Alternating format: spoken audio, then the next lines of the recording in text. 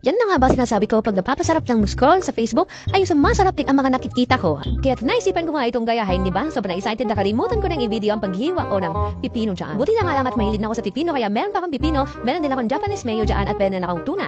Kaya napagawa ako na yung kompleto ang aking ingredients. So, di ba? At so para excited, ayan na, muntik ko na makalimutan ang sibuyas. Pero buti na nga lang naalala o di pa naihabol pa. Pagkatapos kaya halo ay naisipan ko nga ang seaweed, baka sakaling masarap dito. Pero pagkuha ko ng seaweed ay nakita ko nga itong Thousand Island, kaya nilagyan ko na rin ng konti. Ayan, nako, ang sarap!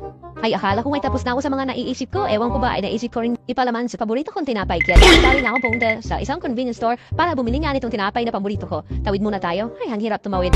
Ayaw talaga magbigay daan ng mga motorista. Ako naman nahihirapang tumawid sa pedestrian lane. Ay, ewan ko ba ang alam ko, pag pedestrian lane, dapat full stop ang mga motorista. O siya, sige dito muna tayo sa aking paboritong tinapay. Yan na nga yan. Bayaran na natin para makauwi na tayo at ng ating matikman.